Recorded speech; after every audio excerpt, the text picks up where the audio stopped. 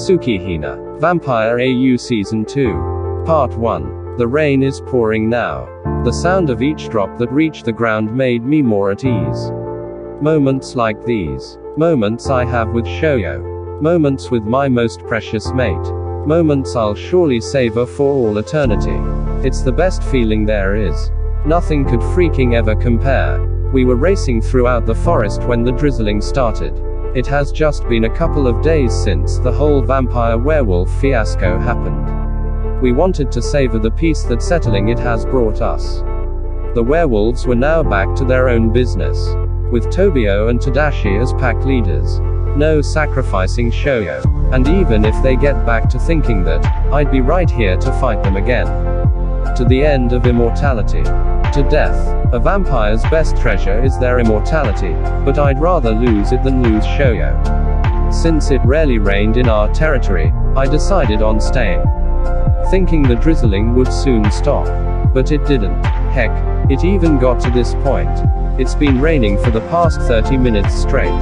First rain I experienced in the forest ever since my rebirth as a vampire. We didn't really care anyway. As long as I'm with Shoyo, I don't really care. Even if there would be thunder and lightning from the dark sky tonight, I wouldn't care. I got Shoyo with me. Nothing else matters. We even chose to swim by the falls. We would splash water on each other's faces.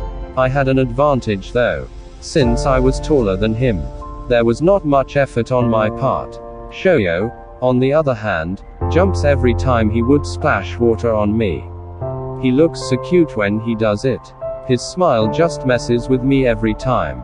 Makes me wish to have the power to stop time and just make him freeze while he smiles like that. Just so I could stare at it. Makes me feel lucky that I got to meet him this early into immortality. The way he brushes his hair back from all the rain water pouring on him and the splashes of water I send him from the waterfalls. It's just too much for me to handle right now. I pulled him close as I placed a soft grip on both his upper arms, interrupting his next attempt to splashing water onto me. Hey, not fair. He was giggling. The best sound in the whole world. Can't help it. Seeing you happy just makes me wanna kiss you. You just had a full day with me during my heat, K. Wasn't all the kissing enough, huh? I can tell he was teasing me at this point. He had his heat during the battle between vampires and werewolves. His first. I heard werewolf heats happen every 3 months. But he's a hybrid. I hope he gets it more often. I guess I like Shoyo even better when he's in heat. Needy. I can tell my face turned into a blushing mess as I get reminded of his heat. You're so cute, K. He chuckled. My mind was screaming endlessly from happiness. I can sense he was feeling it though, with how he was smiling in front of me. It's a mate thing. You feel what your mate feels. Right now, I could feel Shoyo's happy too. And I love how it's making me feel even happier. I tried my best to get back to reality. As I said, I can't help it. You're just so my type. Did I just say that? Out loud. His wide eyes were locked onto mine for a few seconds, just before we both laughed hysterically. A few seconds after, the sound of our laughter dissolved into the sound of the pouring rain. I took his hands and placed them over my shoulders. I love you, Shoyo. I love you, K. I placed my hands underneath the water surface, found his waist and wrapped my arms around it, pulling him closer to me. My sense of smell kicked in when his body was pulled into mine. That strong smell of tangerine. My tangerine. My head tilted to get closer to his neck, my mark. I instinctively licked my mark on his neck, making Shoyo loose footing. Good thing I had him on his waist. Or he would probably have drifted along with the water current as I lick on the mark. Distracted, I smirked as Shoyo tried to push me away and punch me by the shoulder. Stop teasing. You like it when I tease you.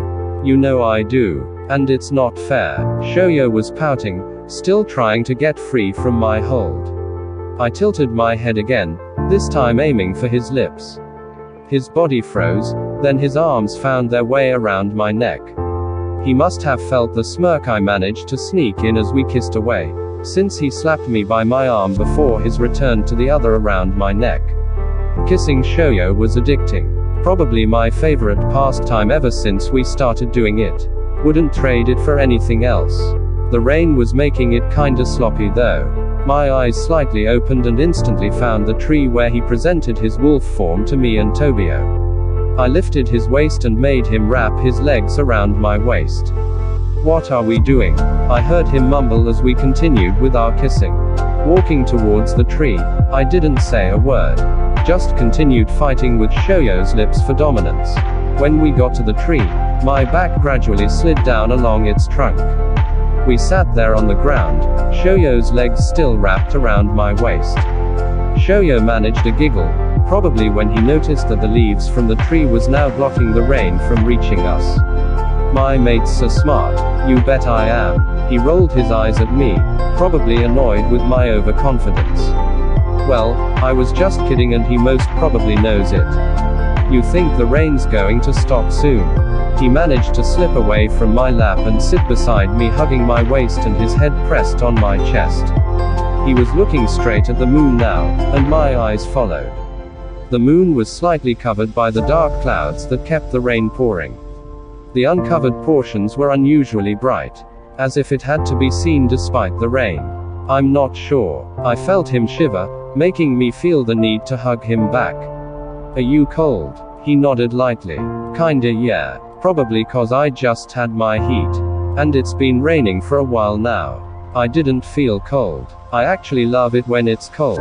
Well, vampires normally are cold just because, well, we're already dead.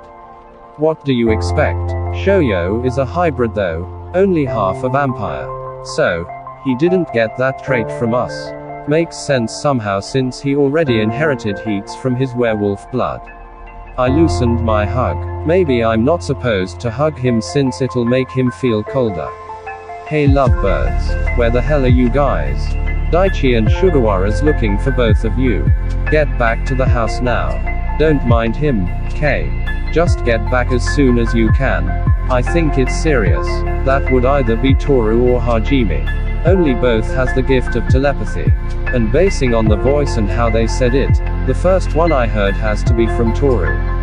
The second from Hajime. I had no means to reply to them, so I just faced Shoyo as I rubbed both his arms to somewhat help in relieving the coldness he was feeling. I don't really know if that was helping, to be honest. They need us back in the house anyway. Toru and Hajime just called. Ready to head back. Nodding, he tried to get to his feet. He looked incredibly fragile right now from the cold. I wanted to just carry him back to the house. He was extremely weak, but I felt him shove me back. "I'll shift." He had this faint smile as he looked me in the eyes. "Are you sure? I can just carry you all the way back home." This would only be the second time he would be shifting. I miss my wolf form. I'm betting it'll love to run in the rain. We haven't talked about his wolf ever since the vampire-werewolf battle. I even forgot he could shift himself into a wolf. "Sure Shoyo. I'll run with your wolf form. I don't want you to see me shift though. Either close your eyes or turn around." "Are you serious? I wanna see how you shift." He managed a low chuckle despite his shivering lips. "No. Close your eyes or turn around." "Fine. I'll just close my eyes then." "Fine." The moment I closed my eyes, I felt a wave of air hit my entire body. Not the usual cold air that blows when it's raining. Warm. That warm air mixed with Shoyo's tangerine scent made my entire body tense up. My teeth sunk to my lower lip and my fangs might have been visible. I just love his scent. Then I felt something touch my mark. Shoyo's mark. That just made my body even more tensed. I had to control my teeth from puncturing my lip. I opened my eyes and that white as snow fur was right in front of my face. It was again gleaming from the moonlight despite the slightly covered moon. It was shoving its face on my mark. I sighed silently and decided to ruffle its hair. "You can't do that to me when we're outside, Shoyo. Even in wolf form. You don't know how much control I need when you get anywhere near my mark." It shoved its snout on my jaw when I said that. Imagine that. Still the Shoyo I know, even in wolf form. Still the Shoyo that I love. Then it jumped up and down in front of me, looking all excited. I started to slowly stand as it tried to help me by pushing me with its snout. I'm up okay. Geez. It went back in front of me and started running, but stopped when he sensed I was still standing where it left me. Its eyes locked onto mine. I even think I saw it scrunch its nose. Okay, we're running. And we ran. Werewolves' wolf forms are fast, but not as fast as vampires. Mind you, I'm even faster than all the vampires I know. So I had to slow myself down for Shoyo. I didn't want to leave him behind.